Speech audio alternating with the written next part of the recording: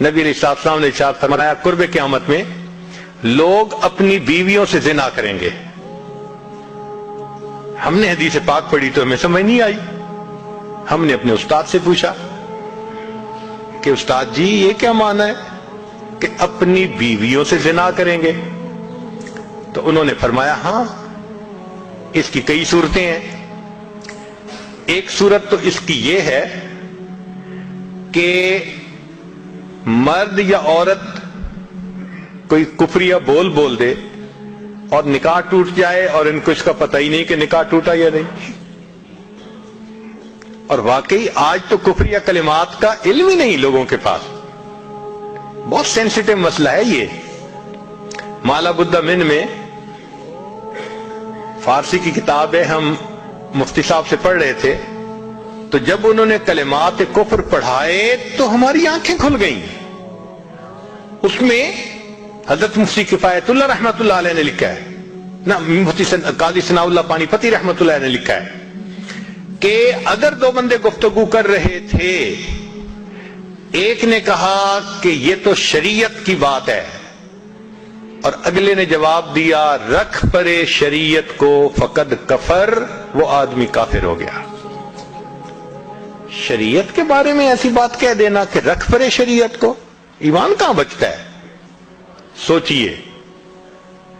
تو ہمیں چاہیے کہ ہم علماء سے پوچھیں کہ بھئی کلمات کفر کون کون سے ہیں. یہ نہ ہو کہ کہیں ایسے جملے ہم بولیں.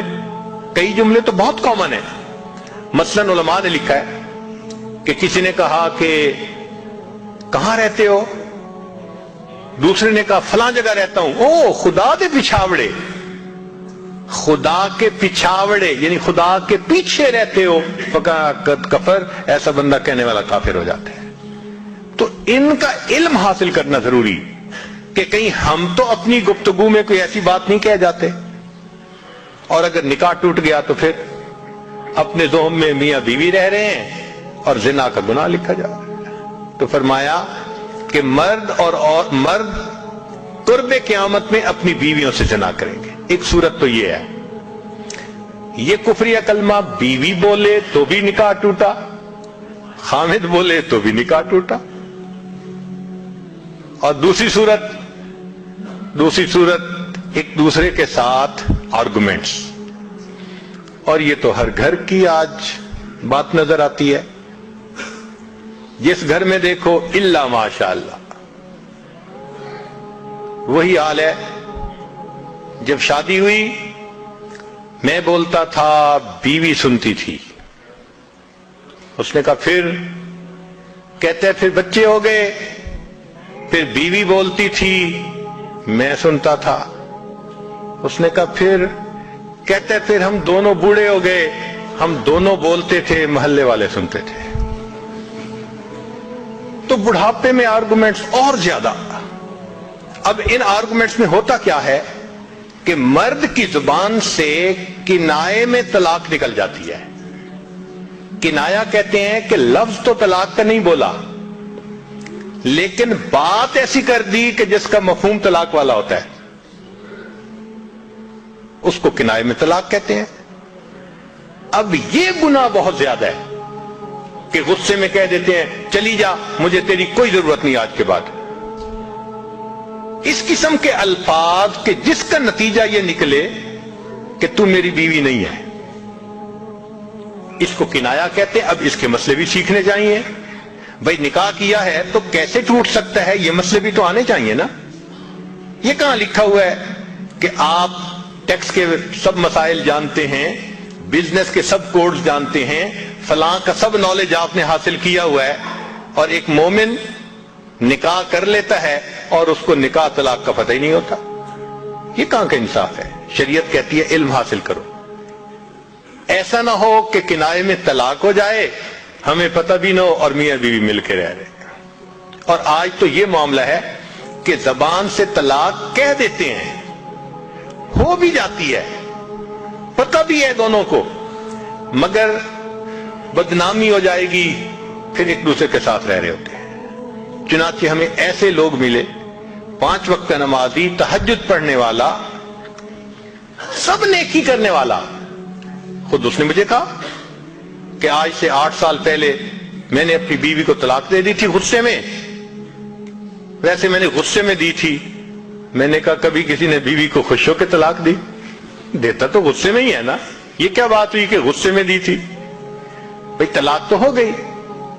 اور جی پھر بعد میں ہم نے سوچا وہ بھی نیک ہے میں بھی نیک ہوں, بدنامی ہو جائے گی, بچے خراب ہو جائیں گے, تو بس پھر ہم نے پھر اکٹھا رہنا شروع کر دیا.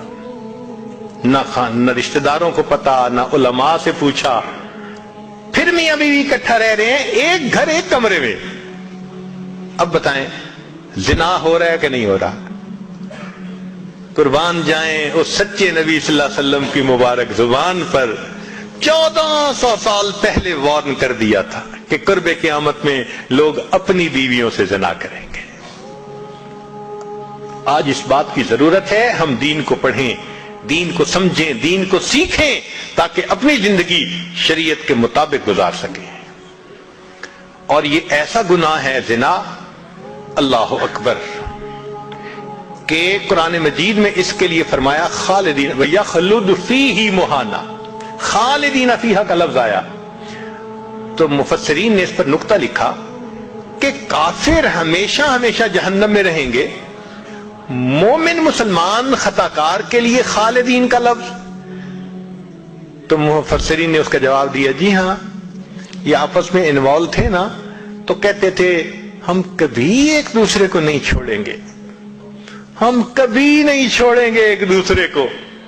یہ جو وعدے کرتے تھے ہم کبھی ایک دوسرے کو نہیں چھوڑیں گے, ہمیشہ ساتھ رہیں گے, اللہ فرماتے ہیں میں بھی تمہیں پھر ہمیشہ ہمیشہ کا عذاب دوں گا.